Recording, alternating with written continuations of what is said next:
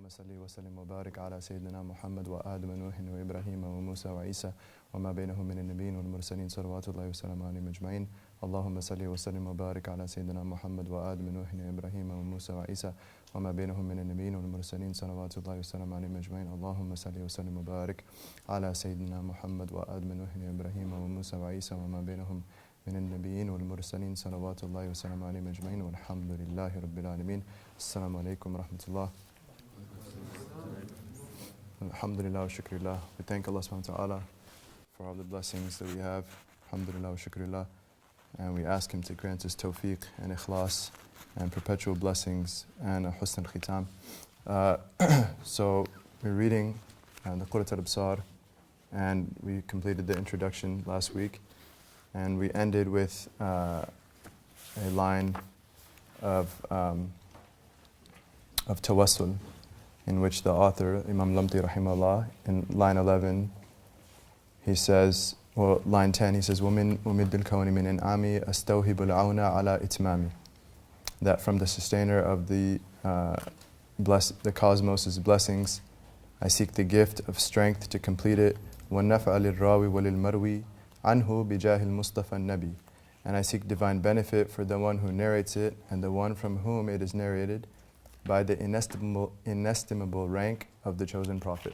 Okay, by the inestimable rank of the chosen prophet. So this is in Arabic, bijahi al-Mustafa al-Nabi sallallahu alayhi wasallam. So the term jah has to do with rank, prestige, honor, and so he's making dua, he's making supplication to Allah subhanahu wa ta'ala using this intermediary, okay, using the rank of the Prophet ﷺ as an intermediary, as a wasila, as a means, out of hope, out of raja to Allah subhanahu wa ta'ala, that Allah ta'ala alone will answer the dua, will answer the supplication. So the dua is directed to Allah. Okay, the supplication is directed to the creator of every atom at every moment, and the only creator and the only one that creates benefit or harm, Allah subhanahu wa ta'ala. But the concept is that there are certain things or actions or people in Allah's creation that are closest to Allah and that Allah loves. Allah subhanahu wa ta'ala loves certain deeds. Allah subhanahu wa ta'ala loves certain people. Allah subhanahu wa ta'ala loves certain things in creation. And so the idea is that asking Allah subhanahu wa ta'ala by means of intermediaries that He loves subhanahu wa ta'ala. Okay, by means of intermediary that He loves. And so, a mundane example in our lives, for example, with children, if there's a big family with several kids, and there's the favorite of the parents, right? The one that never gets in trouble, the one that is always doing his homework on time, he or she, the one that always cleans up their room, the one that doesn't make a mess, the one that's the peacemaker and doesn't get into fights, whatever, and so forth. And so the other siblings, let's say they're mischievous and troublemakers and, not really doing things the way they're supposed to. So if they get in big trouble one day and they know they're going to get it and they're scared, and so then when the parent comes in and sees the mess that they made, now it's time for the anger to be unleashed. So they say, because of your love of so-and-so, because of your love of our sibling that you love so much, give us a break, right? Do it for them, not for us. We are complete fools. We messed up as usual. It's the 99th time this week that we messed up. But just think of our sibling that you love so much. And we're connected to this sibling. We're connected because we're also related, and this sibling loves us. And so out of that, take it easy, right? And so then the parent will reflect, in our world, the parent will reflect on their love for that one sibling, that one child, and decide to pardon them. So this is an example of the idea of using an intermediary when making a request, right? That the idea is that going to the king by means of the one that the king loves, out of hope that the king will be more endearing and more receptive to whatever request that is being made. So,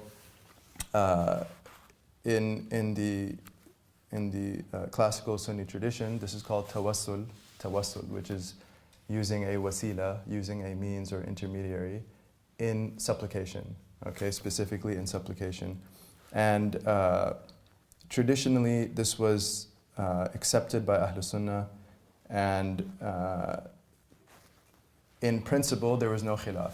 Okay, in principle, using an intermediary for dua, there was no difference of opinion on this matter. And an example that's in the Sahih collection, Sahih Bukhari, is the story of the people that were caved in. Okay, there was 3 people that were caved in. The rock covered the entrance to the cave, and so each of them makes a dua to Allah subhanahu wa ta'ala, and they mention a particular action that they did, and they ask Allah by means of that action to grant them relief. And so one of them, he mentions how he served his parents and sacrificed to serve his parents, and took great pains to serve his parents. And so he made dua by means of that action, and the boulder moved somewhat. And then another one made dua by means of his refraining from illicit relations with a woman. Okay, that he said he had the opportunity to do something illicit, and at that moment he refrained, he held himself back out of fear of Allah subhanahu wa ta'ala. And so that's an act of worship, holding oneself back. And then he made dua by means of that, the stone moved somewhat more. And then another one made dua by means of an amana that he kept, he fulfilled a trust. And so finally, after the 3 du'as, finally the boulder had moved enough such that they could escape. So this is a proof in the Sahih collection that's accepted by all of Ahlul Sunnah, that one can make tawassul, one can ask Allah by means of one's good deeds, okay, because Allah loves our good deeds. And so to ask Allah to plead to Him subhanahu wa ta'ala, be by means of good deeds. Another example that is accepted is asking Allah by means of His attributes. Okay, so asking Allah by His names and attributes, His beautiful names and attributes. This is using the intermediary of the divine names to have our du'as answered, inshallah. And then the third one, which is also accepted, is through a living righteous person. Okay, through a living righteous person. So the Sahaba at the time of the Prophet ﷺ, they would do tawassul through the Prophet ﷺ. Okay, and this is mentioned explicitly in various ahadith. And then, for example, that it's in the Sahih collection again in Bukhari, that Sayyidina Umar, Allah be pleased with him, after the death of the Prophet ﷺ, that he requested Sayyidina Abbas to come, the uncle of the Prophet ﷺ, because it wasn't raining and they were going to make a rain prayer. And so then he said that we used to make tawassul through the Prophet ﷺ, and now we'll make tawassul through you. And so they asked Allah Ta'ala by means of Abbas, Allah be pleased with him, to send the rain. Sayyidina Abbas led the prayer, made the dua, and the rain came. And so Sayyidina Umar affirmed there that they used to make tawassul through the Prophet ﷺ. And then in this particular case, they made tawassul through Sayyidina Abbas. So these are issues that are agreed upon, okay? Now, classically, the ulama did not differentiate between a living or dead righteous person. Okay, so whether the righteous person were living or dead, the ulama did not differentiate. And the reasoning is that when you're asking Allah subhanahu wa ta'ala by means of a righteous person, in particular a prophet, that the rank of that prophet does not change with their death. Okay, if you're asking Allah by the rank of a particular prophet, the rank of that prophet does not change with their demise, alaykum salam jami'an. It's constant with Allah. Allah still loves them. Okay, and that furthermore, in our aqidah, the soul, it does not perish at death. Okay, if the soul were to perish at death, one might think of making a distinction that now this person is no longer existing, and so can you really make tawassul through them? Maybe it's something to discuss. But we know in our aqidah, it's something that all the Muslims are in agreement on, that the soul remains. And rather it just moves to a new realm, which is the realm of the barzakh, the isthmus between the dunya and akhirah, between this life and the next. And that there's many hadith indicating that the angels, for example, convey our salams to the Prophet ﷺ, and that he returns our salams ﷺ. Many ahadith indicating highlighting our belief that the arwah of all people are alive in the graves, and of course prophets, alayhimus salam, even their bodies don't disintegrate, right? Prophets and martyrs, even their bodies do not disintegrate in the graves. Allah preserves their bodies intact. Although they're no longer in this realm, they're in another realm. Bismillah. So one of the key proofs in this discussion, then Ibn Taymiyya, rahimahullah, he had a unique opinion, and that he was, it would seem to be the first one to have this opinion, that it's only valid with the Prophet ﷺ when he's alive. Okay, that when he has passed away, it's no longer valid. But again, this was a new opinion. He was in the 8th century of the Islamic calendar, and from what it seems, before him, no one had that opinion, and after him as well. Very few scholars agreed with that. The vast majority of Ahl Sunnah did not make a distinction based on reasons that we just mentioned. So another key thing to remember in this discussion is that it is a fiqhi discussion. Okay, so the distinction of whether it's still valid to do tawassul to the Prophet ﷺ now that he has passed away, now that he is in the barzakh realm, he's no longer in the dunya realm, hayat al-dunya. The distinction and whether it's valid or not to do this is an issue of jurisprudence. It's not a theological issue. And that's why no classical text of theology deals with tawassul. There's no bab al-tawassul in our books of aqidah. It doesn't exist. But you find it in the books of fiqh. There are discussions of tawassul, particularly in Hajj, in the Bab al-Hajj, when people go to Makkah, Medina, and there's discussion of the du'as that are made, there's a discussion of tawassul. And so the distinction or the difference of opinion is an issue of jurisprudence. It's not an issue of theology. And on all sides of the discussion, there's consensus, as there is with every single Muslim, that no one worships the Prophet ﷺ. This is absolutely fundamental. No Muslim worships the Prophet Muhammad ﷺ. And this is one of the miracles of Islam, is that Allah protected our Prophet ﷺ from being an object of worship. Is that even extreme segments of certain groups ended up making Sayyidina Ali a deity. Certain extreme elements in the history of Islam considered Sayyidina Ali to be somewhat divine. This was the tendency of shirk that emerged in the ummah. But it's interesting that no one did that with the Prophet Muhammad ﷺ. That Allah subhanahu wa ta'ala literally protected, safeguarded our Prophet ﷺ from being an object of worship.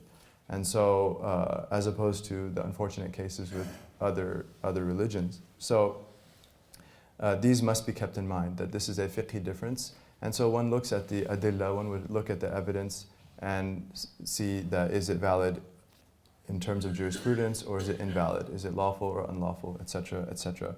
And the debate is about permissibility. No one is saying it's an obligation. No one's saying it's, even like a sunnah, for example, to do, or an emphasized sunnah. It's simply, is it permissible or not? Those ulama that say it's permissible, they say that there's tremendous benefit in it. And they will say that tajriba, by experience, du'as are answered when one does this. This is what the ulama that promote it will say. But a key hadith in this discussion is the hadith al-a'ma, the hadith of the blind man. And so Tirmidhi relates with his sanad to the companion Uthman ibn Hunayf. Allah be pleased with him, Uthman ibn Hunayf. أن رجلا أعمى أتى النبي صلى الله عليه وسلم, that a blind man came to the Prophet صلى الله عليه وسلم فقال, and said, إني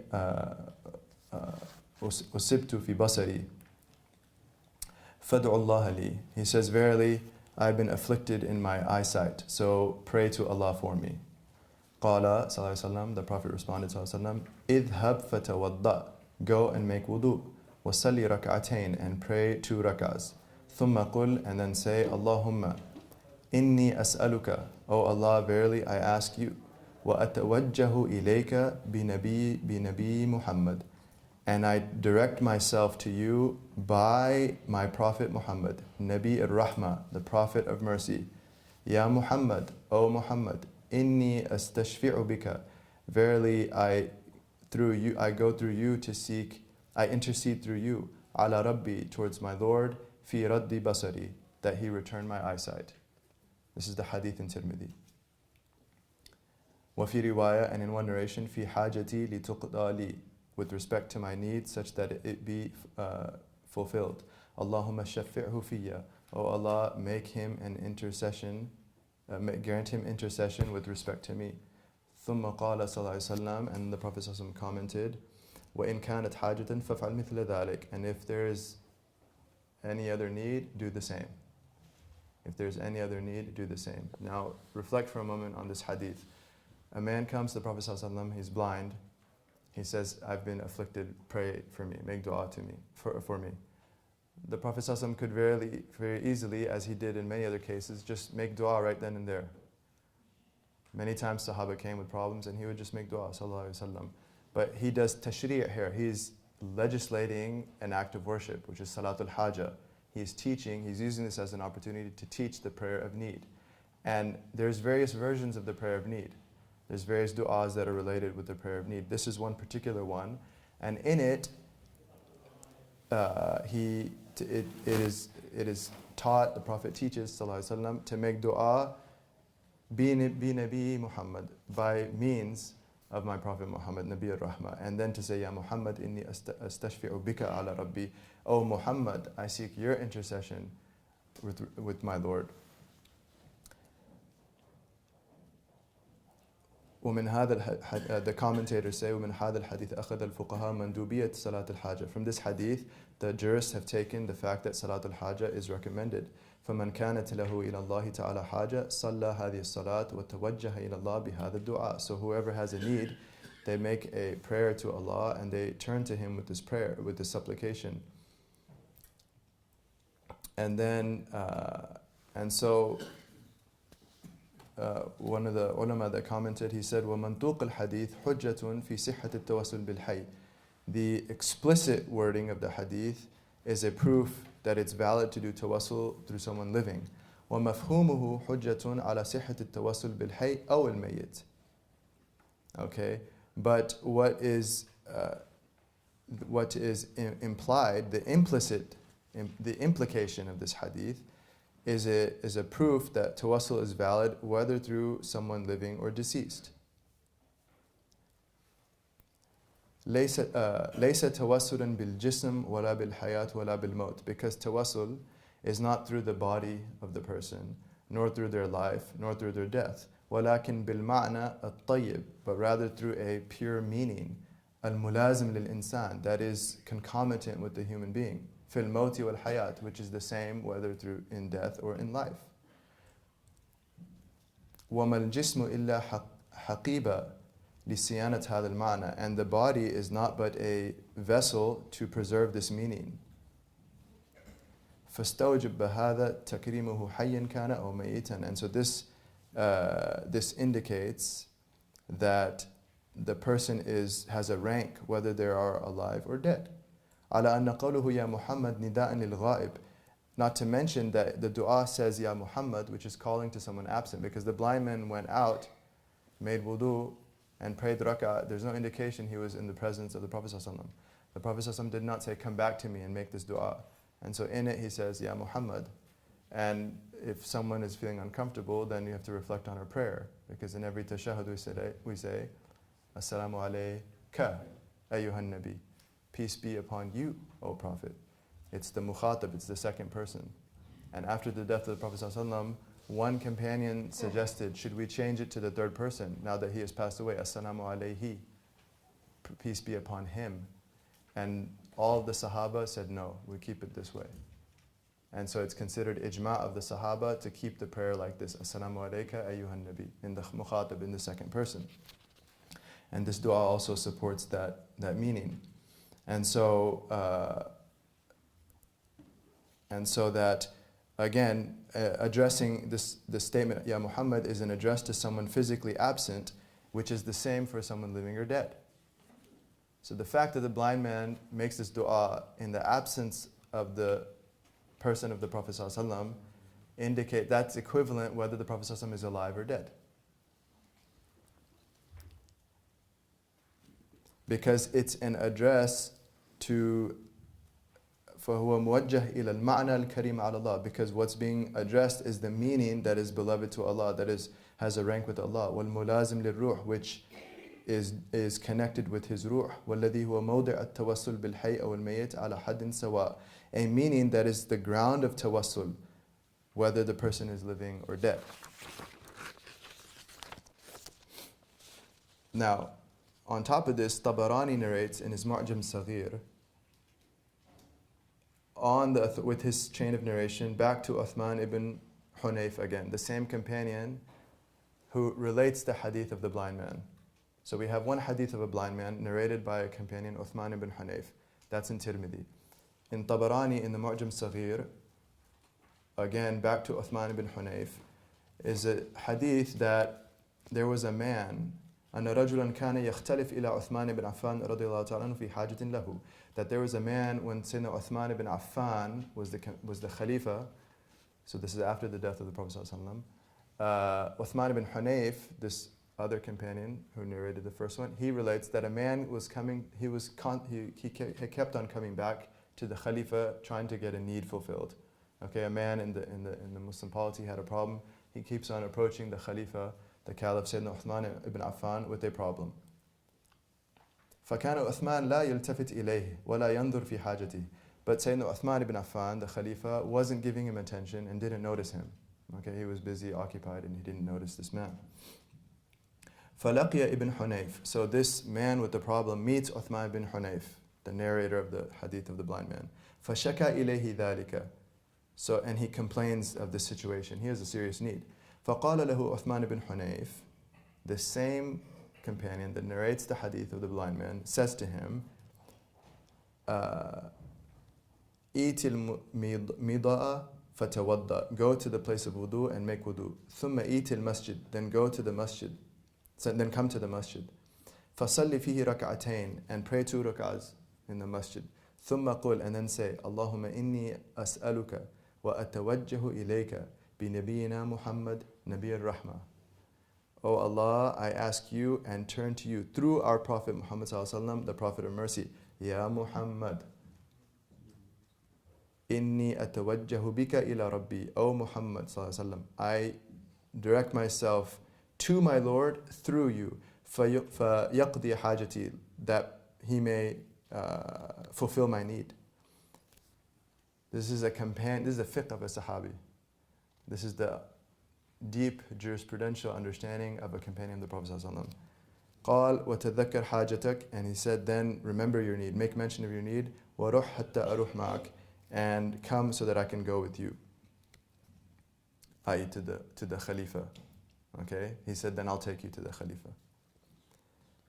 فانطلق الرجل, so the man took off. يصنع ما قال له, and he did what he was told. ثم أتى باب عثمان بن عفان رضي الله عنه, then he goes to the door of the Khalifa again, Sayyidina Uthman ibn Affan. فجاء البواب حتى أخذ بيدي فأدخله على عثمان بن عفان, and so the doorkeeper takes him by the hand and brings him in the presence of the Khalifa, Sayyidina Uthman ibn Affan.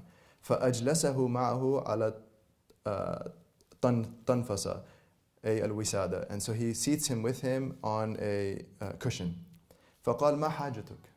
Now the Khalifa says, what's your need? فذكر حاجته وقضاها له. And so then he mentions his need, and Sayyidina Uthman took care of it right away. ثم قال له ما ذكرت حاجتك حتى كان الساعة, that I hadn't remembered your need until just now. وقال ما كانت لك من حاجة فاذكرها. Whenever you have a problem, just mention it. Not only this time, but any time in the future. You have a need, come and I'll take care of it. Before, he didn't even notice. Now the whole thing opened up. Fath from Allah subhanahu wa ta'ala. ثم أن الرجل خرج من عندي, and then the man left the Khalifa. فلقي عثمان ibn Hunayf, and he meets Uthman ibn Hunayf. فقال له جزاك الله خيرا, may Allah reward you. ما كان ينظر في حاجتي ولا يلتفت إلي حتى كلمته. He was not even noticing my need. He didn't give me an attention until you talked to him for me. فقال عثمان بن حنيف والله ما كلمته. Uthman ibn Hunayf said, by Allah, I did not talk to him. لكني شهدت رسول الله صلى الله عليه وسلم, but rather I witnessed the Prophet صلى الله عليه وسلم. وأتاه ضرير, and a blind man came to him. فشكى إليه ذهاب بصره, and he complained that his eyesight had left. فقال له النبي صلى الله عليه وسلم أفتصبر, and the Prophet صلى الله عليه وسلم said to him, can you bear it? فقال يا رسول الله إنه ليس لي قائد وقد شق علي. Ya Rasulullah, I don't have anyone to lead me around, and it's really hard for me.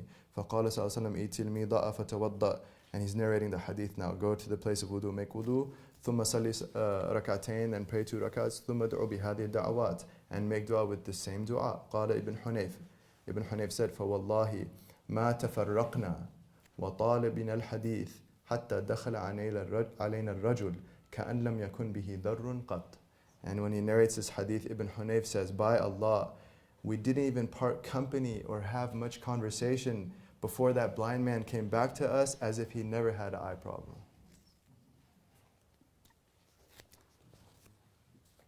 So the commentator says, وَهَذَا نَسُّ صَحَابِيٍ قَطْعِيٌّ. This is an unequivocal text from a companion, صَرِيحٌ, explicit, فِي صِحَّةِ التَّوَسُّلِ بِالْمَوْتَى, in the validity of doing tawassul with the deceased. A prescription by the companion. وقد صح هذا القصة البيهقي والمنذري والهيثمي. And this second account has been classed as sahih, rigorously authenticated by Bayhaqi, Mundhiri, and Haythami, 3 huffaz of hadith, 3 masters of hadith authentication.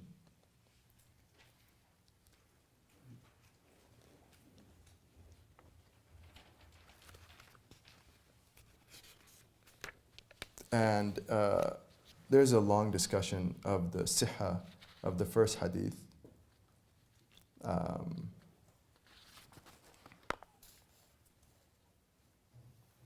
But we'll list some of the imams of hadith that deemed it sahih. So the second one was deemed sahih by Bayhaqi, Mundhiri, and Haythami. Okay, the hadith of the need of the man trying to go to the Khalifa, Sayyidina Uthman ibn Affan. The first hadith of Tirmidhi, of the blind man, Tirmidhi himself said it's hadith Hasan Sahih Gharib.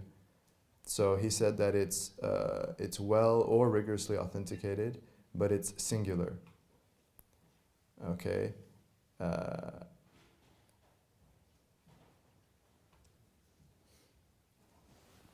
And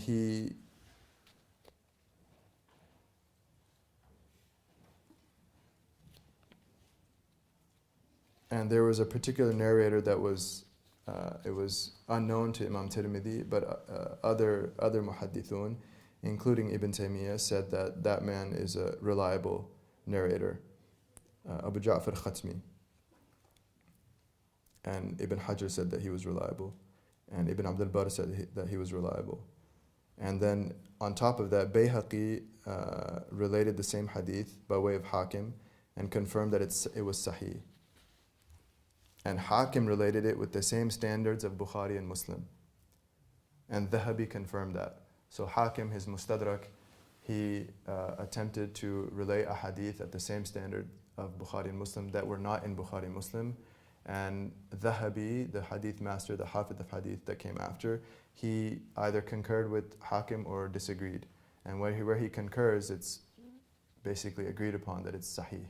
And so this particular hadith is in Hakim's Mustadrak, and Dhahabi concurred with him that it's at this level of Bukhari and Muslim. The rigorous standards of Bukhari and Muslim are met with this hadith of the blind man. And Shawkani cited it as evidence. And so,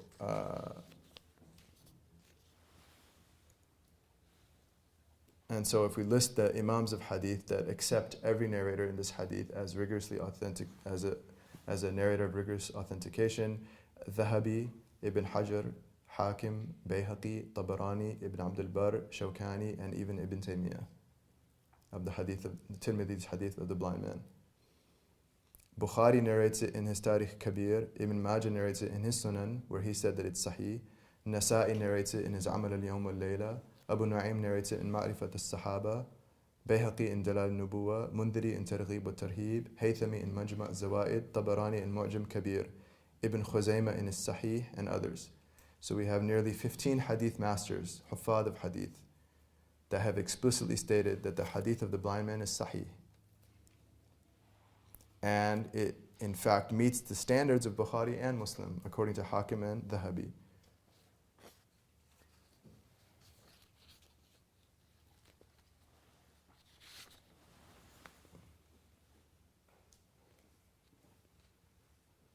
So, all of that, and then plus the second hadith to show that it's valid after the death of the Prophet ﷺ.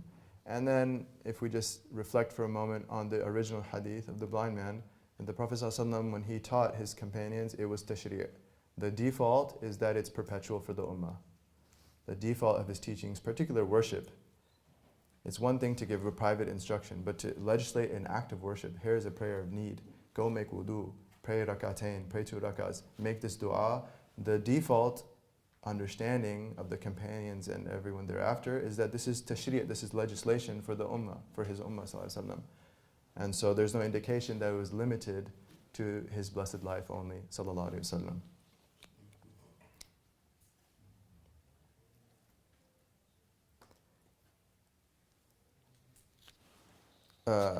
And just, it's worth mentioning that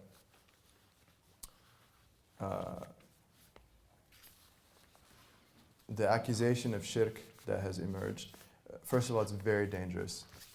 Okay, so taking an issue of valid scholarly difference, okay, and an issue of ijtihad, and an issue that is debated amongst fuqaha, although on this particular, the vast majority accepted it, but there were some that were against it. So it turns into a fiqh difference.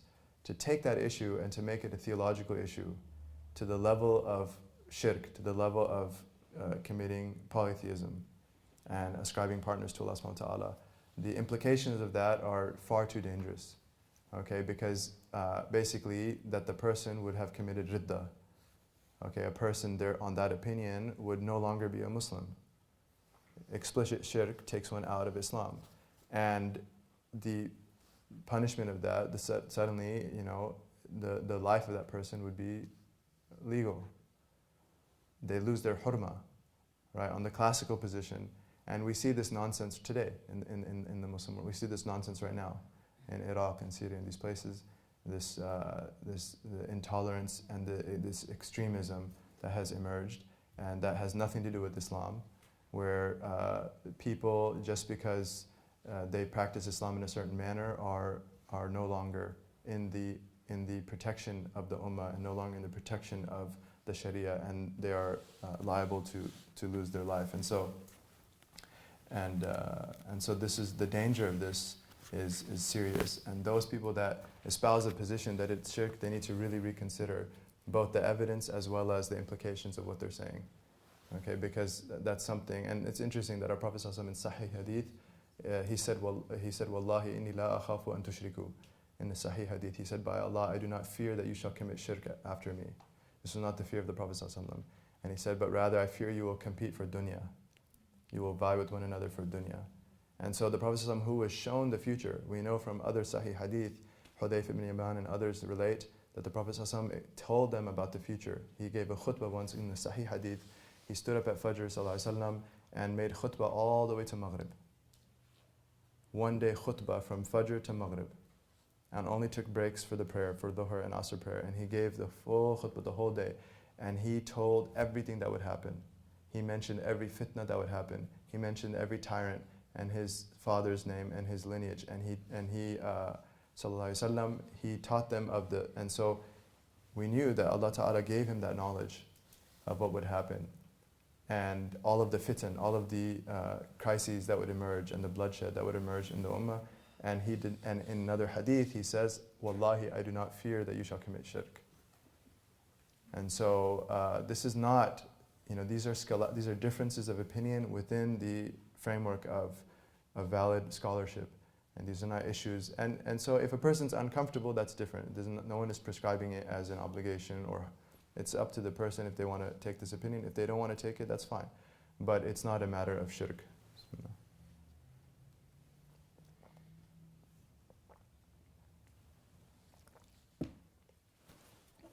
Allahumma salli ala Sayyidina Muhammad wa ala alihi wa sahbihi wa sallam. So,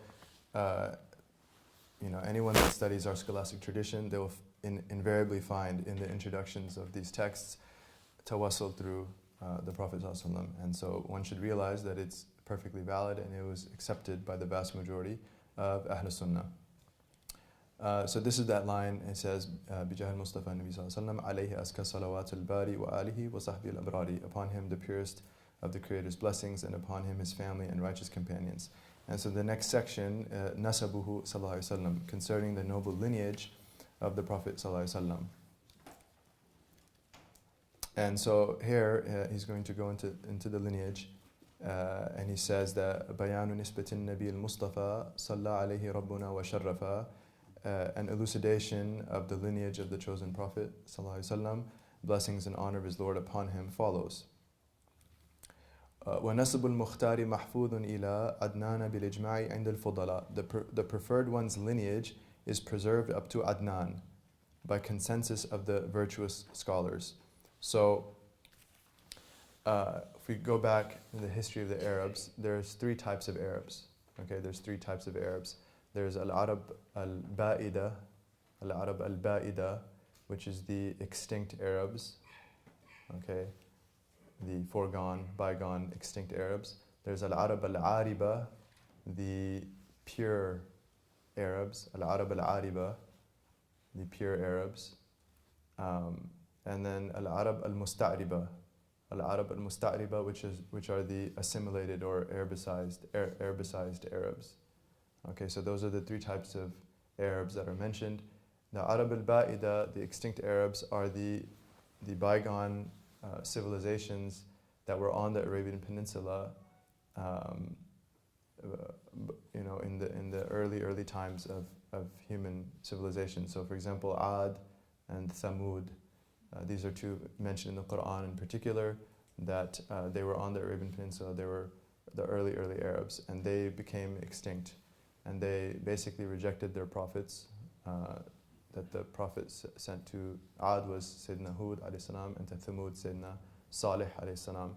And so these were early Arab civilizations, and these are early Arab prophets, Hud and Salih alayhi salam, for example. And so those peoples were destroyed for their rejection of their prophets. The Arab al-Ariba, the pure or actual Arabs, trace their lineage back to Qahtan. Okay, so they're called Qahtanis. Okay, Qahtanis, and they were predominantly in the south, in southern Arabia, and Qahtan, the son of Qahtan, his name was Ya'rub ibn Qahtan. And so Ya'rub is said to be the first one to speak the Arabic language, Ya'rub ibn Qahtan, and that's why it was called Al-Arabiya, because his name was Ya'rub. Okay, so from his very name, the term came for the Arabs, Ya'rub ibn Qahtan. And he was the first one to speak Arabic. And then there's two main branches that one needs to know for the Qahtanis, which are Himyar and Kahlan. Himyar and Kahlan. Okay, so Himyar, they were, again, these were predominantly in the south, in the Yemen area. And one of the tribes that comes up often in the Sirah is Quda'a. Quda'a comes from Himyar. Okay, so if one reads the Sirah literature, they'll see Quda'a often, that they're from Himyar. And there's some other tribes that branch off from Himyar. The other second main branch under Ya'rub is Kahlan.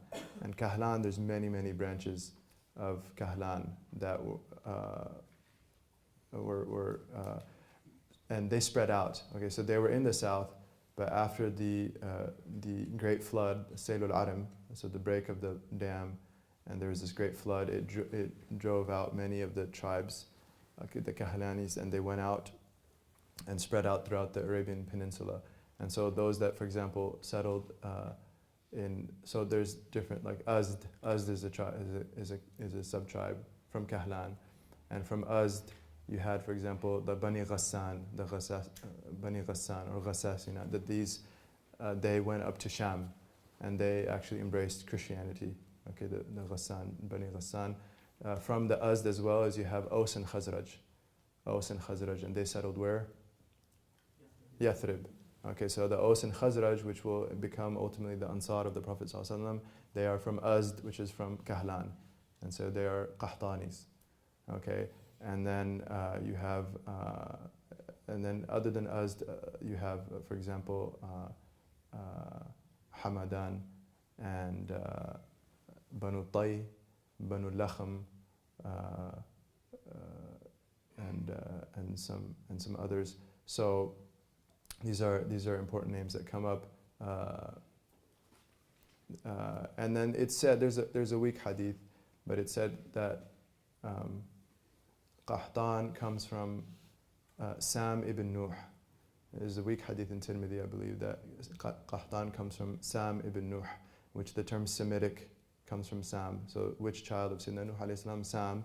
The Semitic peoples come from Sam, and that would be Qahtan in particular, the Arabs. While the Africans came from, according to this hadith, the Africans came from Ham ibn Nuh. Ham ibn Nuh. And the Romans or Byzantines came from Yafith ibn Nuh. Yafith ibn Nuh. That's a weak narration in Tirmidhi. It's interesting.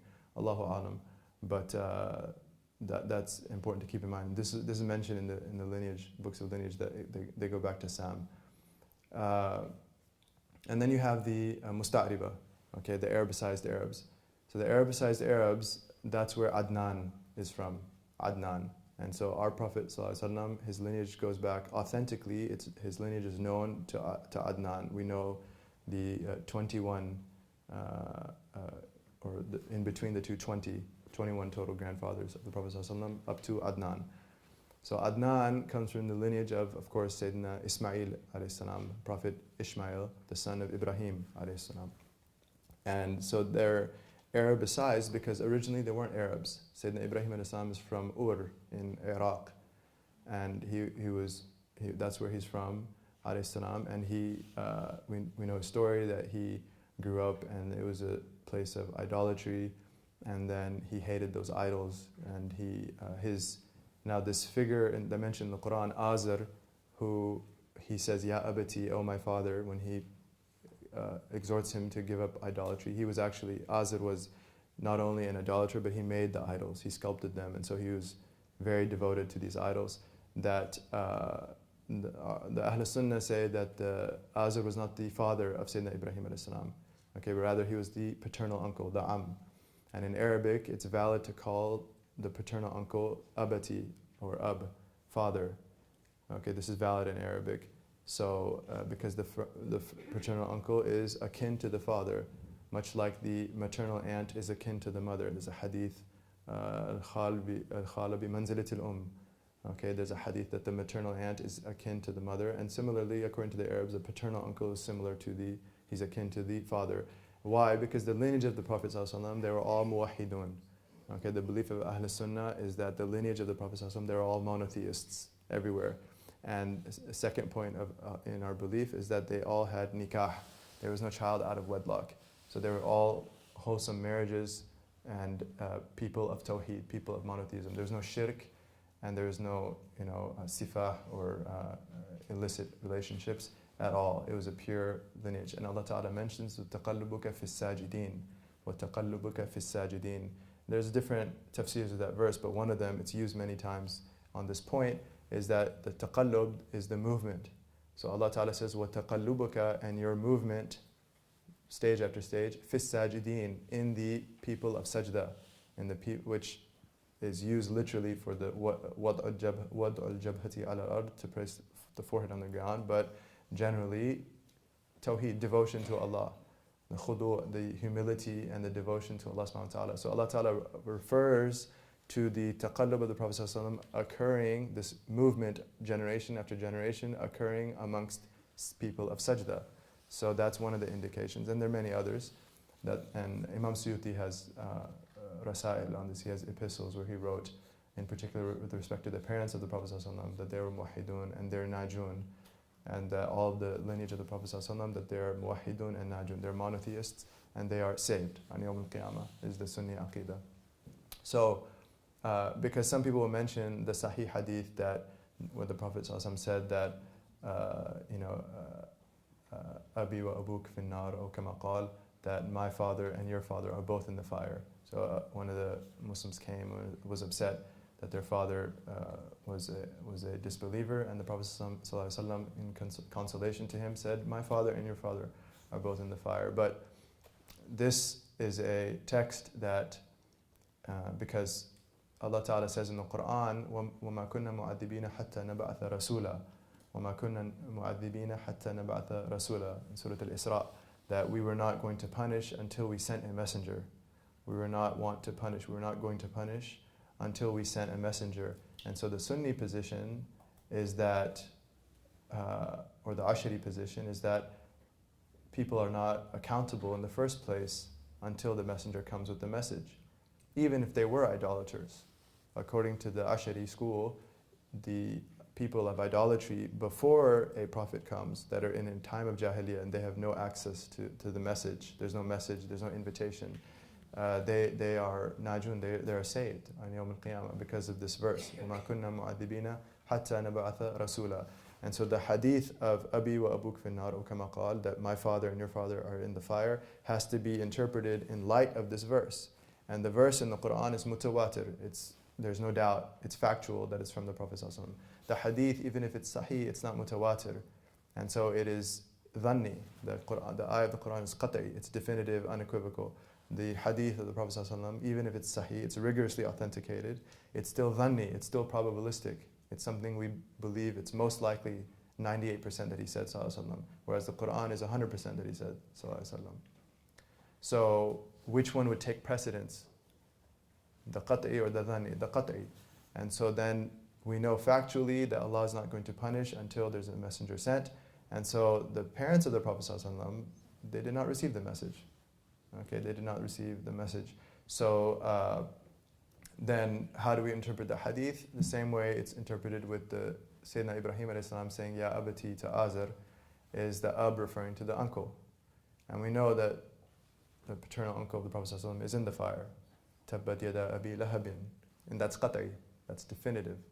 So Abu Lahab, the paternal uncle of the Prophet ﷺ, is in the fire. And it's valid in Arabic to refer to one's uncle as father. Bismillah.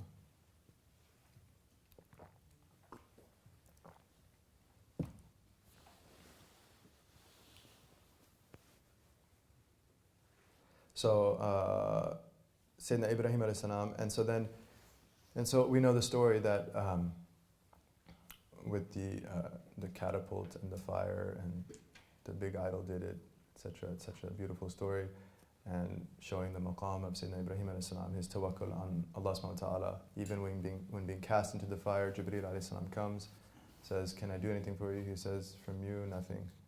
Right? That from Allah, hasbi Allah wa ni'mal wakil. Allah is my sufficiency and the best one to place my tawakkul in.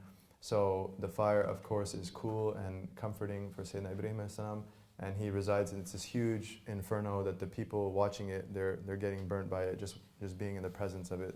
The people that made it, they had to use a catapult because it was so huge. They couldn't just bring him up to it. They had to catapult him, hurl him into it from a distance. And for weeks and weeks it's blazing and they're getting scorched by it. And finally when it subsides, Sayyidina Ibrahim alayhi salam, at the time, according to some tafsirs, was like 16 years old.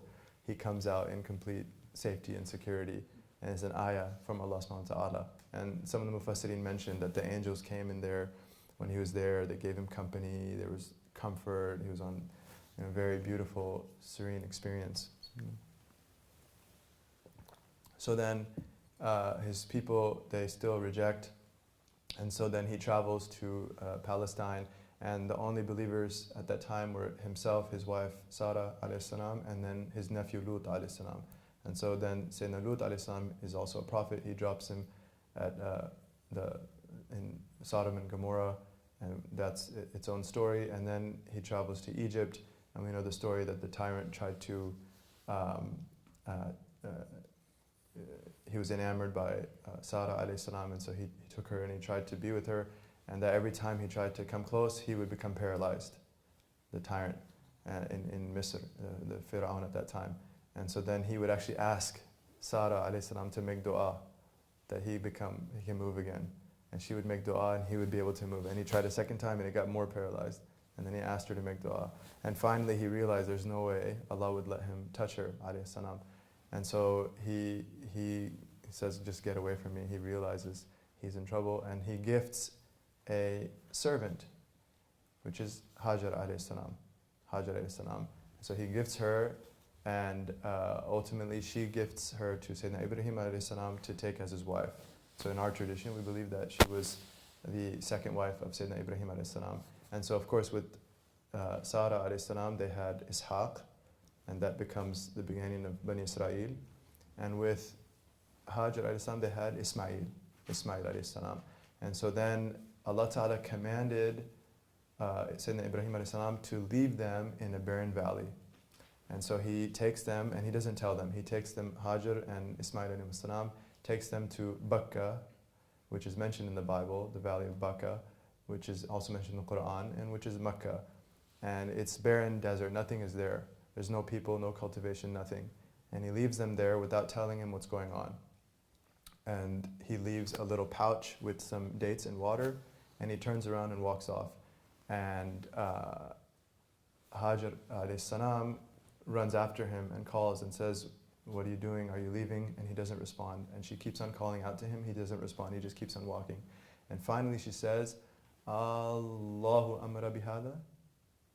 Allahu amara bihada? Was it Allah that commanded you to do this? Was it Allah that commanded you to do this? And he said, Naam. And she said, Idan la yudayana. In that case, if that's the case, he won't neglect us. If that's the case, he won't neglect us. And this is very important because again, this is the lineage of the Prophet ﷺ. And we have to realize that every person in this lineage was at the epitome of the prophetic virtue. They were manifesting the prophetic virtues in the highest level. And this is the incredible tawakkul on her part. I mean, any mother with a child knows that even if the slightest thing goes wrong, it goes straight to the core. It's not like a surface fitna or a surface test. It's a core bala, ibtila. It's a serious test when the child, particularly for the mother when the baby's young.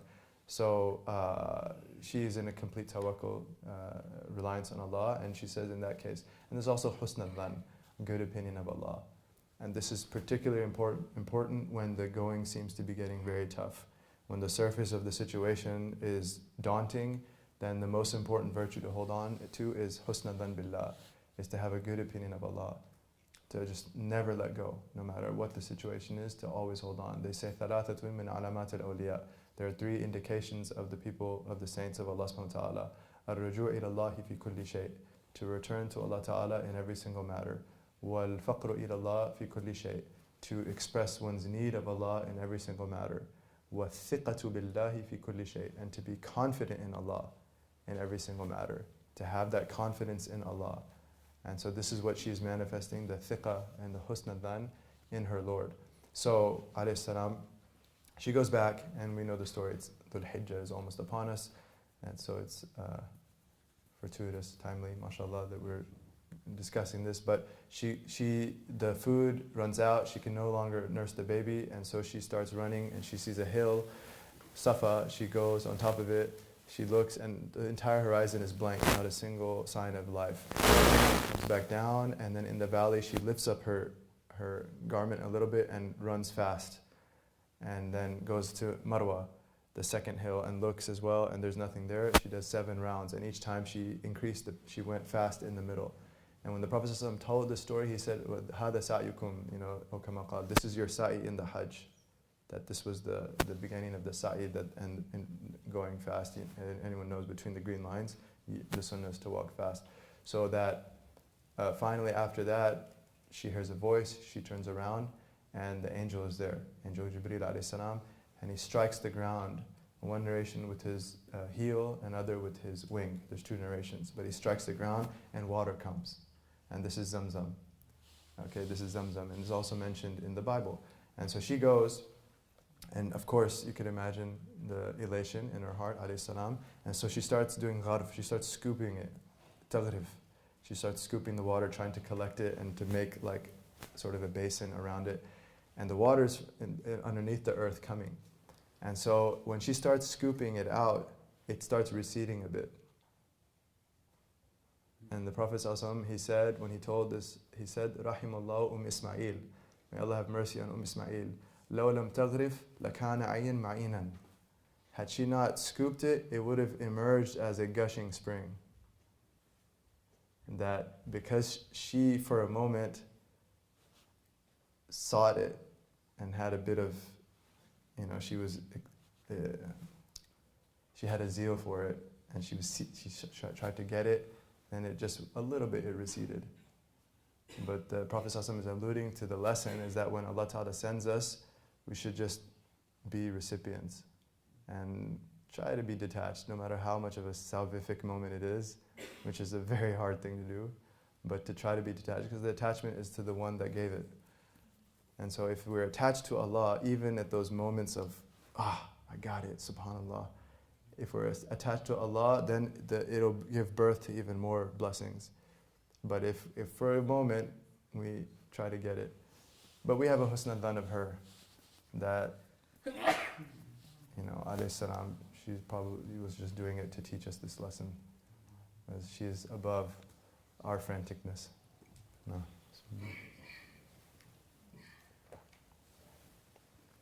Alayhi salam. So, this is ZamZam, and this is the beginning of the place now, the sacred place, the haram. And so, but not yet, the Kabbah is not yet built. So then, as this is occurring, there's one of the tribes, Jurhum, which they're Qahtani, okay? Jurhum is passing by, some of the Jirhumites, and they notice some birds. And they realize, hey, there must be water here, because it's a barren desert. So they see signs of life. They say there must be water. Birds will start going to where there's water. And it's interesting, like birds. Birds are a powerful metaphor in the Sunnah. In particular, birds are a metaphor for soft-heartedness and reliance on Allah. These are two particular things that are the birds are, and in the Quran itself, for literally being carried by the divine. Literally being carried by the divine. Allah Ta'ala mentions,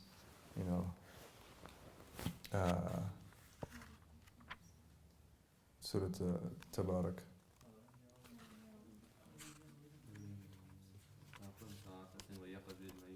Naam.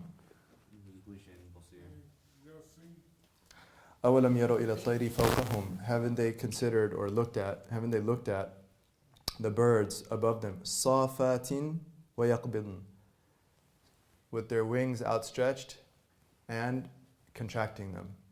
And it's interesting that the word for the wings outstretched is the noun, but the word for the contraction is the verb. Because if you look at flight, the outstretching part is kind of a constant, whereas the action is with the contracting. مَا يُمْسِكُهُنَّ إِلَّا الرَّحْمَنِ. No one carries them except the All-Merciful. And this is a very powerful ayah in terms of causation, because from the material lens, what allows birds to fly? The flapping of the wings. Okay, and Allah Ta'ala mentions that look at their wings. Haven't they seen the birds above them? صَافَاتٍ وَيَقْبِضْنَ. Allah Ta'ala didn't have to mention that. He could have just said, haven't you seen the birds above them? Allah carries them. No one carries them but Allah. No, He says, صَافَاتٍ وَيَقْبِضْنَ. Look at notice the wings. This is a highlight. Notice the wings. They're outstretched and then they're flapping. This is the sabab. This is the means that the shaitan wants us to think that the means are doing everything. So then what does Allah Ta'ala say immediately there afterwards? مَا يُمْسِكُهُنَّ إِلَّا الرَّحْمَنِ. No one carries them but the All-Merciful. Like the wings aren't really doing anything. There's a hikmah, there's a wisdom in that. So we affirm causation in as much as it's the way Allah creates things. Causation is these are the occasions or the phenomenal sights. These are the phenomenal sights of Allah's manifesting His qudra. Of Allah manifesting His qudra. Allah Ta'ala says it right there, no one holds them up but the Ar-Rahman. So in any case, birds, and then the hadith mentions that if you only had tawakkul like the birds, they go out hungry and come back filled, with their bellies filled. And that they're يَدْخُلُ الْجَنَّةَ قَوْمٌ أَفْئِدَتُهُمْ مِثْلُ أَفْئِدَةِ الطَّيْرِ. They shall enter paradise, a people that their hearts are like birds, with the tawakkul and with their soft-heartedness and not relying on their means. So it's very interesting, the bird. But that they saw birds. And so the Jirhumites, they went, they saw Hajar alayhi salam and the baby, and they said, and they saw the water. They said, hey, can we settle here? And she said, on condition that I control the water. So she had keen intelligence. And so they agreed. They said, deal. And so they settled, and she got to control the water, and then this was a community forming. And the Prophet ﷺ said about her that كانت تحب الأنس أو كما قال, that she loved company, which is really interesting. Like her personality, she loved to be around people. This was another gift from Allah Ta'ala, that Allah sent her a community that could be company for her, alayhi salam. And so then Ismail alayhi salam learns Arabic from the Jirhumites. Ismail alayhi salam learns Arabic. As he grows up, he learns Arabic from the Jirhumites, and he excels in Arabic. And he learns archery from them. He was an archer, and the Bible mentions that he was an archer. And the Bible also mentions that a great nation will emerge, that God wants to make from Ishmael a great nation, and that God wants to bless him. This is both in Genesis, that God wants to bless him and make him into a great nation. And one of the things that Martin Lings mentions is that in God's sight, there's no greatness other than spiritual greatness. And particularly blessing, conjoining that with like barakah, blessing plus greatness, there has to be a spiritual force that emerges from the progeny of Ishmael, according to the Bible. And where is that? There's only one place that is. So, there's no tawheed in that tradition except Islam. So, in any case, that he learned archery, he learned Arabic, and he was raised amongst the Jirhumites. And so he's considered musta'rib. Okay, he's considered musta'rib, that he, alayhi salam, he became Arab by means of assimilation and inculcating the language and culture of the original Arabs, of the Arab al-Ariba. Now this is really interesting in terms of our Prophet ﷺ, because he is the universal prophet, which is what we mentioned last week, that he is the cosmic universal prophet. بُعِثْتُ لِلنَّاسِ إِلَى النَّاسِ كَافَّةً. I was sent to all people without exception, which would include the Arab and the Ajum, both the Arabs and the non-Arabs. So we know that the message, of course, is, and one of the things about the Ajum, which is really fascinating in our history, in our scholastic history, is that so many luminaries come from the Ajum. Like early on in the Sahaba, how many eminent Sahaba were Ajum, like Salman al-Farisi, Suhaib al-Rumi, and others. And then in the tradition thereafter, you had Abu Hanifa, the Persian, you had Imam al-Ghazali from Faris as well. All the books of Hadith, Bukhari, Muslim, Tirmidhi, Nasa'i, Ibn Majah, Abu Dawud, they're all from Bukhara, the Caucasus region. You had Imam Maturidi from that region. I mean, you have amazing, you just did a study on all the Ajam and the gifts that the Ajam brought to this religion. It's really amazing. So the Prophet ﷺ, is rahmatan lil alameen, so that, but even his person, he is the Nabi al-Arabi, he is the Arabian prophet, there's no doubt. Okay? But if we trace it back, of the types of Arabs, which of the three is he, sallallahu alaihi wasallam? Musta'riba. Yani he is, in a sense, us Ajam have a connection with him, sallallahu alaihi wasallam. It's interesting that originally, Sayyidina Ismail Islam was not Arab, and he's brought into it. So he is universal in every facet, sallallahu alaihi wasallam. He is Arabi, but in a sense he's also, so that and then Sayyidina Ismail Islam, and so then Sayyidina Ismail Islam gets married, and he marries a woman from Jurhum. And when he was young, of course, there's the story of the sacrifice, okay? And the text will mention that there is a khilaf amongst our ulama. Was it Sayyidina Ismail al-Islam or Sayyidina Ishaq al-Islam? That is a valid khilaf. And both sides have their proofs. Both sides have their proofs of who was the boy that was Allah Ta'ala commanded Ibrahim alayhi salam to sacrifice, but then instead was replaced with the ram.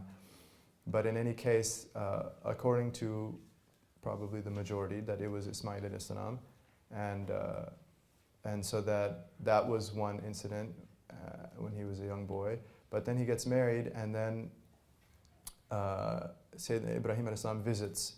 And he comes for a visit, and Sayyidina Ismail alayhi salam is out hunting. And so he sits with, he meets his wife, and he asks, how are things going? And she says, things are bad. You know, it's hard out here. We don't have much. You know, things are, she's kind of had a very negative outlook and explanation of what's happening. And so he said, Sayyidina Ibrahim alayhi salam, the father-in-law, and she doesn't know who it is. He just, this old sheikh that came, an old man that came. And so he says, tell your husband, Aqri alayhi salam, convey salam from me, and say to him, غَيِّرْ عَتَبَتْ بَابِكَ. Okay, change the threshold of your door. Change the threshold of your door. So when he comes back, he says, how are things, everything? Did anyone visit today? And she says, Ja Sheikh, kada wa kada. And she said, this old man came. And even the way she describes him, it wasn't like, she didn't describe him as a noble or something. She just said, this old man came. And he said, what did he say? He said, he asked how things are going. And I told him things are bad, etc., etc. Did he give any advice? He said, conveyed his salam, and he said, change the threshold of your door. So he says, ilhaqi bi ahlik, go back to your family. That means I should divorce you. And so he divorces her. And because her outlook, she was lacking shukr. She was lacking shukr, even in the difficult times, and her outlook was a negative outlook. And Sayyidina Ibrahim alayhi salam is concerned about the progeny and who shall contain the seed that will lead to Sayyidina Muhammad sallallahu alaihi wasallam, mutaqallibuka fi sajidin. So he gets married to a second woman from Jurhum alayhi salam, and the same thing. Sayyidina Ibrahim alayhi salam comes for a visit. He's out hunting. So he says, how are things? She says, alhamdulillah, things are really good. MashaAllah, no complaints. We have so much. Allah is so kind. And the circumstances were the same. It's not like he gained all this wealth in between or something. And he said, okay. And then he said, what do you all eat? And she said, we eat meat, lahm. And she said, and he said, alayhi salam, what do you all drink? She said, ma, we drink water. And then he made dua, Allahumma barik lahuma fi lahmihima wa ma'ihima. Oh Allah, put barakah in their meat and their water. And in one narration, the Prophet ﷺ said that they did not have hab at that time. They did not have any grain. And he said ﷺ that if anyone eats just those two outside of Mecca, lam yuwafiqat, it won't be good for their health. This is one narration that's interesting. But in Mecca, because of this dua, a person will have good health, even if they suffice it with just those two without any grains. So in any case, that he made dua for that. And then he said, Aqri ilayhi salam, tell your husband salam from me. And he didn't say who he is. And he said, wa qul lahu, thabbit atabat babik, keep the threshold of your door. So then he leaves, and then when Ismail alayhi salam comes home, he says, what happened? And she said, this Sheikh Hasan al-Hay'a, this Sheikh, this old man who had a beautiful demeanor, came today. So even the way she saw the visitor was one of husn al-dhan, a good opinion, and seeing things in a positive light. And this is a tremendous ibadah, just to see everything in the most positive light, because it's part of having a good opinion of Allah subhanahu wa ta'ala. Like Sayyidina Isa alayhi salam, he once passed by a dog carcass, and his disciples said, Ma anta nariha, what a horrible stench it has. And he said, Ma abyada asnanu, well, how pearly white are its teeth. And so again, something that on the outward seems gross and negative, the people of Allah see the positive in it. And in fact, Imam Ghazali derives the lesson that he was indicating to them to be careful with ghiba. That even a dead carcass of a dog carcass, don't speak ill about it. because if you get accustomed to doing that with the inanimate, then you might do it for the animate, then you might do it for your brother. And so training the tongue, that even there's a narration, Sayyidina Isa alayhi salam, a pig passed by him, khinzir, and he said, Murbi salam, pass in peace. Murbi salam. And the disciple said, Taqul hadha li khinzir, you say this to a pig? He said, I don't want to accustom my tongue except with good. I don't want to accustom my tongue except with good. So she saw, and then she said he was a beautiful man, and she said that, he said, what did he say? He said, he asked how things are. I said, alhamdulillah, things are great. And he said to keep the threshold. He said, that was my father.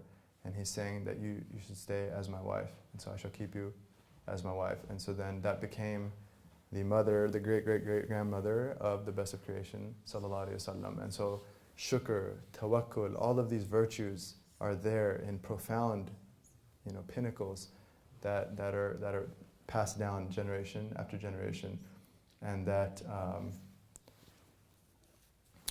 time is short, but then they build the next visit. Sayyidina Ibrahim alayhi salam, he finally sees him, and he was when the next visit after that, he was out fixing his bow, Ismail alayhi salam, and they see each other. They immediately recognize one another, and the hadith says that they embrace the way a father would embrace his son, and the way the son would embrace his father.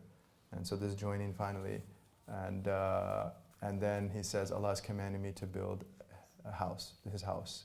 And so they build the Kabbah together. And Sayyidina Ismail alayhi salam was bringing the bricks, and Sayyidina Ibrahim alayhi salam was placing them. And the whole time they were saying, Rabbana taqabbal minna, innaka anta as-sami'ul alim. Rabbana taqabbal minna, innaka anta as-sami'ul alim. Oh Allah, accept from us. Oh Allah, accept this from us. And so that's the mathaba now. This is how it started, right? This is how it started. And then again, in the lineage, we don't know between Sayyidina Ismail alayhi salam and Adnon alayhi salam, we don't know how many people there are, and we don't know their names. Some ulama attempted to do that, and so there are some narrations of the lineage between Ismail alayhi salam and Adnon that it does exist, but the dominant opinion is that it's not reliable. Okay, so what is reliable is after Adnon to the Prophet ﷺ, which is 21 individuals. And so then inshallah in the next class we'll go to that. So I have a note, time for Q&A. So question from online viewer, what PDF or book would you recommend online students use for this class? Is it permissible to use text we find online? Does Zaytuna sell the text? So yeah, the text, the Arabic can be found if one is able to Google in Arabic, type in Arabic and Google it, they can find it.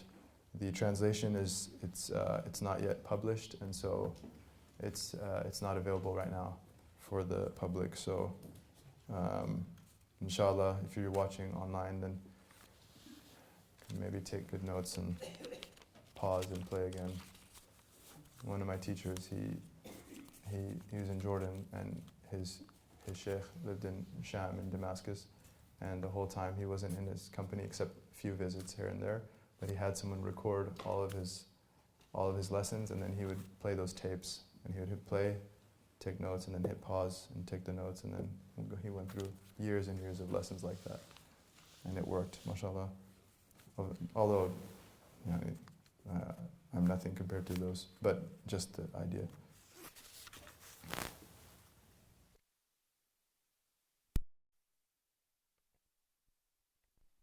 The question you mentioned, the lineage, how it goes back to Adnan. Many of the lineages I have seen go back to Fihir, Quraish. Are the narrations that go back to Adnan not as authentic? No, they are as authentic. So between the Prophet ﷺ and Adnan is authentic. Okay, that's confirmed. And they were luminaries. They were well known to the Arabs. And inshallah we'll mention some of their virtues when we go through each one. But they were very special, and so they're well known. But after Adnan is where there's question of authenticity. Do we know what happened to the Kaaba between Adam alayhi salam, Ibrahim, Ismail alayhi salam? I'm not sure. I mean, Sayyidina Ibrahim alayhi salam built it.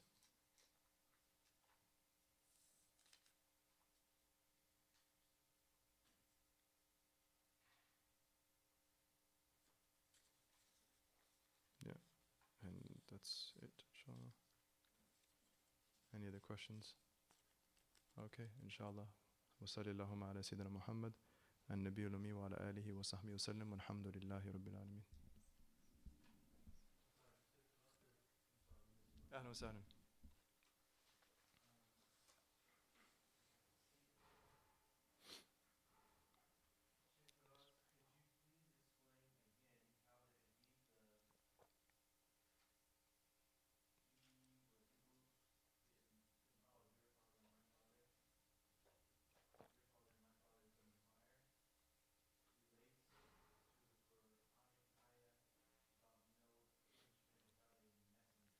Yeah, good.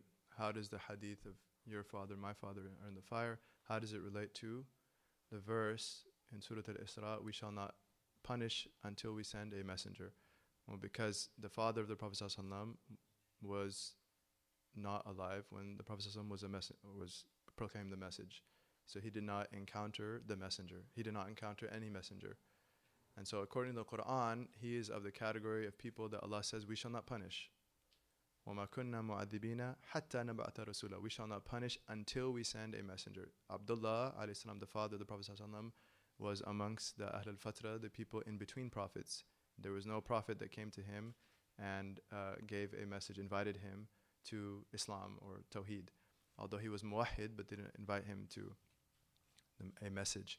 So according to the Quran, he is saved. Okay, what's implied by that verse is that he is saved, as are all the people in that generation and before, until the previous prophet. The hadith, therefore, cannot be taken at face value. It has to be interpreted in a way that coincides and does not contradict the Quran, because the Quran is mutawatir. It is of stronger authenticity. The hadith, even if it's sahih, and we accept all sahih hadith, but they are not at the level of absolute certainty like the Quran, unless they're mutawatir. Like the hadith about mas'al al-khuffain, wiping on the khufs, is mutawatir. The action, it's mutawatir. So that's at the level of Quran in terms of authenticity, in terms of our certainty that it came from the Prophet ﷺ, which is why books of Aqidah mention mas'al al-khuffain. And if you read books of Aqidah, they actually mention, we affirm wiping on the socks. It's a wiping on the khufs, socks, depending on the socks, according to the Hanafis. Anyways, the wiping on the khufs, that's mentioned in our books of creed because it becomes something we believe in, even though it's a fiqhi issue. It's also in the Bab al-Wudu, in the fiqh literature. So the hadith that my father, your father in the fire, is that, first of all, it's not mutawatir, and secondly, its meaning is subject to debate. Is the ab literal or metaphorical? Is it literal or metaphorical? And so if we know the literal there's a contradiction, if we interpret literally, then we have to interpret it metaphorically. That the ab referring to the paternal uncle, which is perfectly valid in the Arabic language, and the Quran is Quranun Arabiyyun. It's an Arabic Quran. Allah highlights that more than once because that means all of the nuances and the rules pertaining to the Arabic language are applicable to the Quran. Okay, and if someone tries to deny metaphor in the Quran, they're going to run into a lot of problems. First of all, Allah Ta'ala says we. Big problem. if you reject all metaphor, Allah Ta'ala, وَجَعَلْنَا, and we made, and we did this, وَنَحْنُ أَقْرَبُ, we are closer to him than the jugular vein. All of these verses, so many ayat and ayat, dozens and dozens, it can't be taken literally.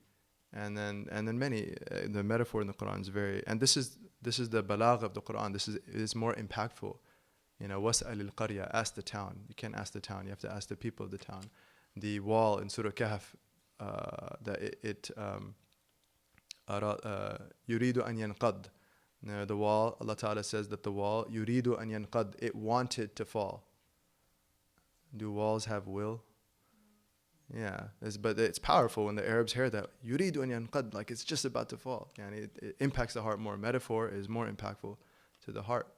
So in any case, the metaphor is valid. The Prophet ﷺ used metaphor, and that's how we interpret that hadith. And even if someone wants to take it literally, okay, which would contradict the classical Sunni position, but even if someone wants to do that, don't talk about it. Okay, don't make it a point. It's not a creedal point. Allah never said that your belief about the parents of the Prophet ﷺ will determine your state in the akhirah. No, it's something that we're not going to be asked about Yawm al-Qiyamah. To make it a point, and for those that believe that they're in the fire, and then to say that is adha to the Prophet ﷺ. It harms him. It's offensive. If you tell anyone your parents are in the fire, this is offensive. The Prophet ﷺ prohibited that even with the enemies of Islam. He said, don't curse Abu Jahl because it's going to hurt Ikrimah's feelings, his son, and when he became Muslim. He said, don't curse his father, Abu Jahl. So even if someone believes, they want to take that hadith literally, just keep it to yourself and never say that.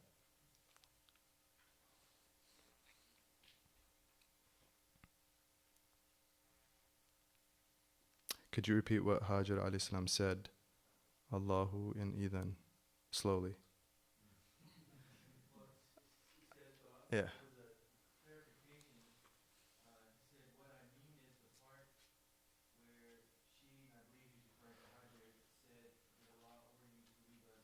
Yeah, so she said, alayhi salam, Allahu. Khair, inshallah. When the Hamza is elongated, it's a question mark.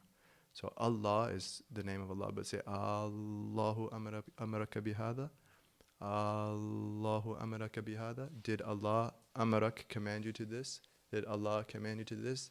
And he said, Na'am. That's the only word he spoke in that whole incident. He said, yes, alayhi salam. And then she said, alayhi salam, Idhan la yudayi'na. Idhan la yudayi'na. That in that case, he shall not neglect us. Right? Da'a is to be neglected. Dayya'a is to neglect. So idhan la yudayi'na. I believe it's mansub. Grammarians. Idhan la yudayi'na is the correct. Because idhan as a jawab to the question. Isn't one of the nawasib? It's a long time ago for me. Ajrumiyah. Right? Yeah, idhan la yudayi'na. Correct me if I'm wrong. Tayyib, anything else inshallah? No. Thanks. I wanted to start with a follow-up to a question you answered last week about being disappointed in oneself when one doesn't arrive at religious aspirations. And I'm just thinking out loud here, and I'm wondering if, even that disappointment emanating from a sense of entitlement, right? Doesn't ultimately Allah decide what we can arrive at and not? So we even having the right to be disappointed. So could you repeat the question one more time? I don't recall exactly what I said. The question was, I believe the question was about if one was striving for religious aspirations, Okay. to be attached to that, and if one doesn't, achieve it, is it okay to be disappointed? Yeah. You talked a little bit, it's okay to be disappointed, I think, in oneself or in doing tawbah and in that context. Right. I'm wondering out loud, even that is predicated on a sense of entitlement, that one even deserves. Well, yeah, I mean, in general, that with the worship of Allah subhanahu wa ta'ala, if we fall short, then there should be huzn, there should be a sadness in the heart, there should be nadama, a tawbah and nadama, a tawbah and nadam. That tawbah is regret.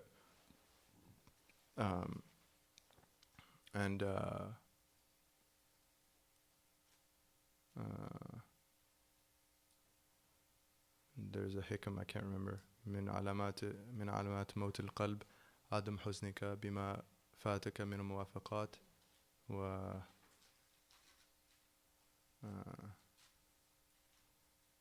أو كما قال. But the meaning of it is that a sign that your heart is dead is to not be sad at the wrongs that you do or what you missed out of good deeds. The meaning of it.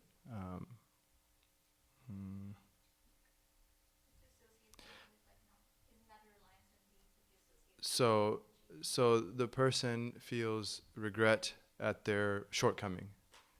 They feel regret at their shortcoming, and even like some of the masters, it's mentioned, like Imam Qushayri mentions that some of them would pray rak'atayn, they would pray 2 rak'ahs of nafil, and after they said their salams, they would have a sense as if they just committed theft. A specific mention about one of them, that i.e. there's so much taqsir, like how is our prayer? What's the status of our prayer? Is it is it Muhammad Ali, or is it the skinny kid that gets beat up every day on the way to school? What kind of, is it a strong, good, solid prayer? Or is it just like, pathetic? And that's like we should strive to have like the Muhammad Ali prayer. So that sense of taqsir, that sense of falling short, should be there even when we do good, let alone if we fail to do good or do something wrong. So a tawbah nadam, that tawbah is a sense of regret, a deep regret. There's an entire salat tawbah. The Prophet ﷺ taught a sunnah that's forgotten by many of us, is salat tawbah, is actually to make wudu, a fresh wudu, renew one's wudu even if they have it, and to make 2 rak'ahs of tawbah. And this is one of the first hadith in the Musnad of Imam Ahmad. It's related about Sayyidina Abu Bakr, and the Musnad is in alphabetical order of the Sahabi, so it starts with Sayyidina Abu Bakr. That is one of the few hadith he related. He actually rarely related hadith, Abu Bakr bin Siddiq radhiyallahu anhu, that one of them is the Salat Tawbah. So there should be a deep regret, but one should not feel that they are worthy of even their worship. It's a gift from Allah. So I fall short, but whatever good there is a gift. It's nothing I deserved. So when we do wrong, when we do bad, it's my fault. When I do wrong, it's my fault. If there's any good, thank you Allah for the gift. There's nothing about me. This is it's sort of like, there's two lenses. There's the lens of the kasb, what we acquire, what we do, and the lens of the qadar, or the haqiqah, the reality that Allah is the creator of everything and He decreed it. So when we see our own faults and shortcomings, we look at it with the eye of kasb. I fell short. I didn't do enough. It was what a pathetic thing I just did. When we see our achievements, religious or otherwise, from the eye of the qadr, Allah gifted it, Allah decreed it. I couldn't have helped it. It was not me for sure, because I remember from the eye of kasb the way I really am. And when we see other people's achievements, we look at it with both eyes. We congratulate them and realize Allah gave it. And when we see their faults, we look at it with the eye of qadr. Or other people, when we see their slips and the trips, then we have to judge the outward. That's our responsibility. Allah has given us that task to nasiha to one another. But judging the person and their intention or the consequence, Allah decreed it. And an example of that is the debate between Sayyidina Musa and Sayyidina Adam alayhi salam. It's in the Sahih collection. He says that, how could you eat from the tree? Allah made it clear. And Sayyidina Adam alayhi salam said, how can you blame me when Allah had decreed it in pre-eternity? And the Prophet ﷺ comments as the judge of the debate, and he says, فَحَجَّهُ Adam. Adam alayhi salam had the hujjah that day. He won the debate. Right? So that's this is the adab for other people. Okay, so the Adam alayhi salam, he used it for his own act, but he's a prophet and he's ma'soom, so he never sinned. Anyways, that's a different discussion, inshallah. Any other questions? Yeah. So how do you translate attachment to religious aspirations? It's good, because it's for the sake of Allah. So our attachment to what we do in terms of worship and serving Allah, it's a good thing because Allah loves it. But we should be conscious of it, of Allah subhanahu wa ta'ala in that attachment. Okay, so again, not for a sense of my own achievement and how good I am, which would lead to ujub or being impressed with ourselves. Rather, seeing Allah's favor upon us. It's called shuhud al-minna. Shuhud al-minna. So when even our own attachment to what Allah loves should be from the lens of shuhud al-minna, of witnessing the gift of Allah. Witnessing the gift of Allah. And this is the appropriate response to obedience. The appropriate response to obedience, if we do any obedience, is a sense of taqsir, but it's correlated with a shuhud minna, that the fact that it happened, alhamdulillah, Allah gifted it. And Allah knows best. No. Sorry, my question is just from earlier in the class we were talking about falsehood. And I wanted to know what the adab was, like in settings where people will take the means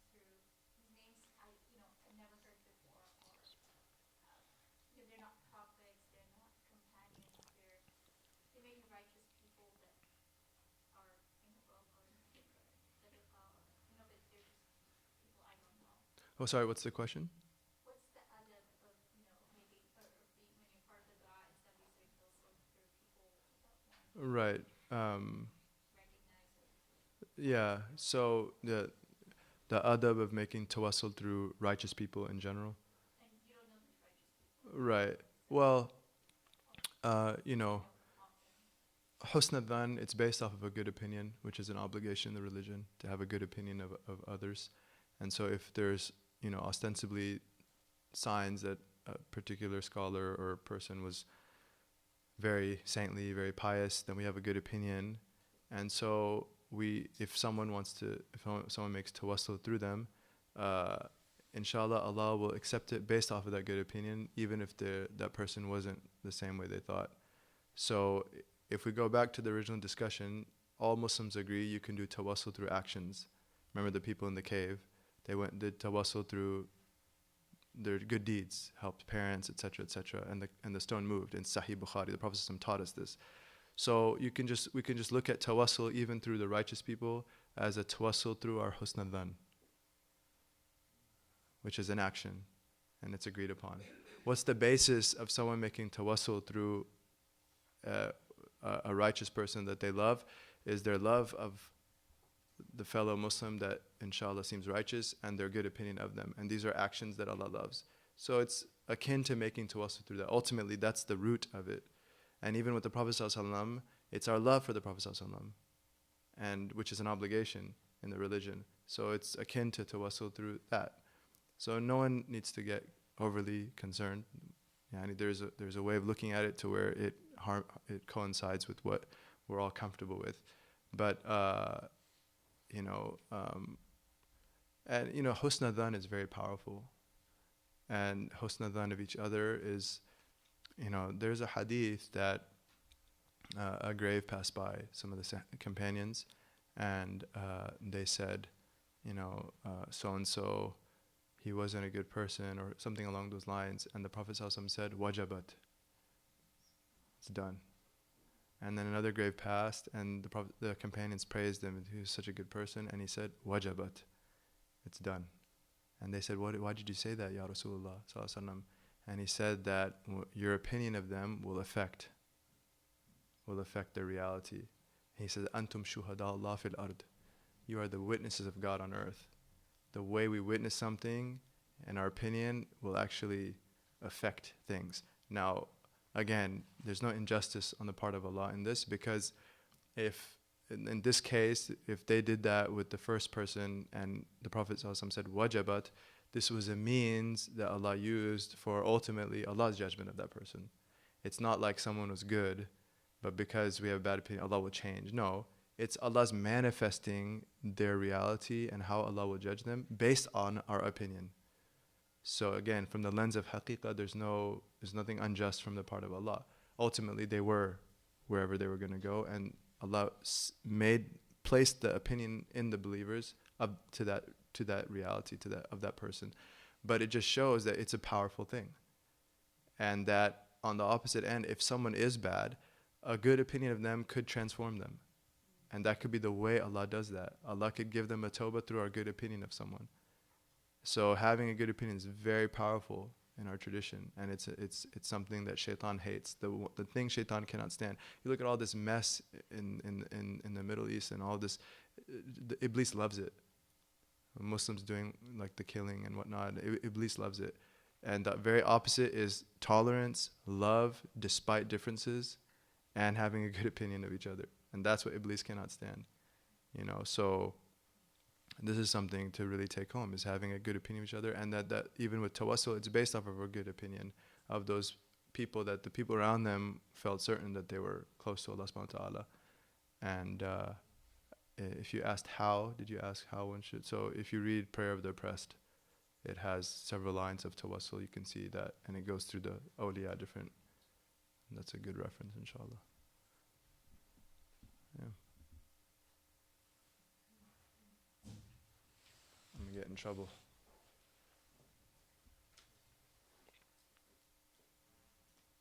We need a head count. Can you please ask class to raise hands if they did not get a text? Okay. Any other other questions while you have your hands up?